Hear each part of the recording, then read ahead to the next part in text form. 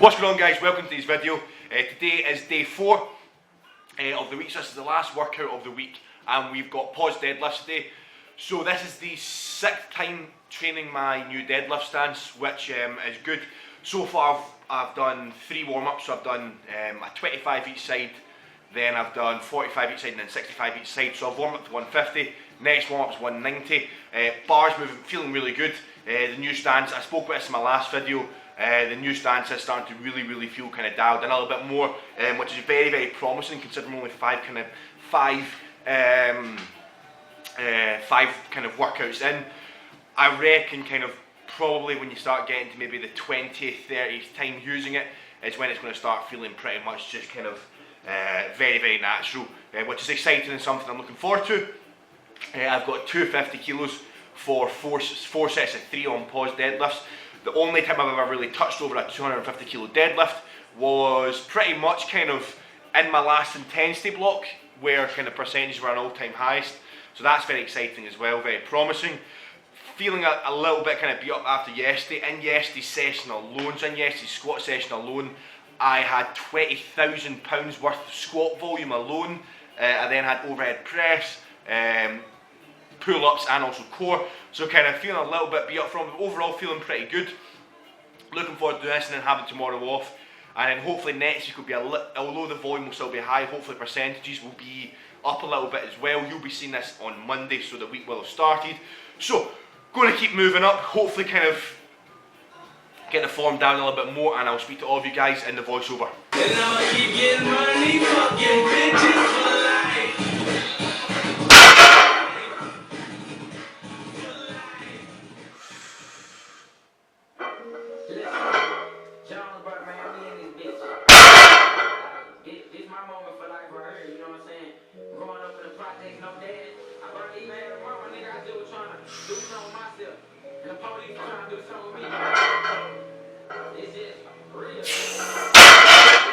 Another thing that I've actually just done, that I've implemented, I'm going to make a whole video on this actually, so I'm going to briefly cover it, is I've made my belt slightly looser. So I've made my belt 1 notch looser, and I feel that by making it 1 notch looser, I'm able to get a lot more air in, and I'm able to brace against the belt a lot more efficiently, rather than getting the belt as tight as possible and almost making the belt brace you.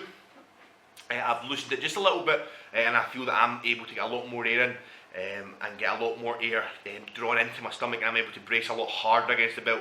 I'm actually going to make a full bit of video on that on its own, but yeah, that's something that I've recently done and it's feeling very positive as well. Again, going to take a little bit of getting used to, but I've been thinking about doing it for a while, so I've implemented that as well. Today's the first day, and yeah, hopefully all these kind of changes are going to have really positive impacts on my performance moving forwards, which I think they will, but again, of course, only time will tell.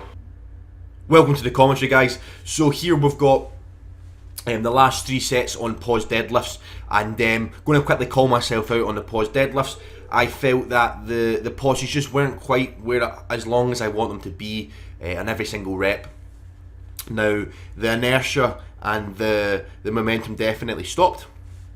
However, I feel the pause was not sufficient enough, and that's another reason why it is really so good to film yourself, as you're able to pick up, because when I did it, it felt like the pause was long enough, but from watching footage, it wasn't quite as long as I'd like it to be, which is something to work on for next week.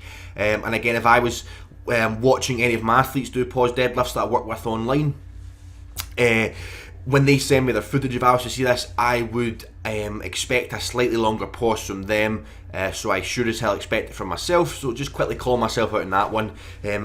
But it's nothing to kind of beat yourself up about or be worried about. It just means that there's something to work on, and it's always good to have something to work on, and that is one of the massive benefits of filming yourself. Even if you never plan on making any footage public, you should film yourself so you're able to kind of watch it back and immediately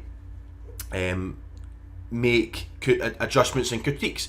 But yeah, this was the 4th bench pressing movement of the week. So this was after these deadlifts, and I had 5 sets of 3 reps with 141 kilograms, and the bar moved very well, and I'm actually really excited to show you the footage, and that set me up really nicely. And it just felt really good. Everything felt really good about it. Felt really strong. One thing I'm noticing with bench press is that try not to expect, or what I mean by what I'm trying to say is that try not to kind of worry too much about the speed on the descent or the ascend. Instead, just focus on being smooth, and smooth is slow and smooth is fast. It's the way I see it. Slow is smooth and smooth is fast, I should say, sorry. And that's the attitude I try to take in bench press. Just try and keep control of the bar at all times.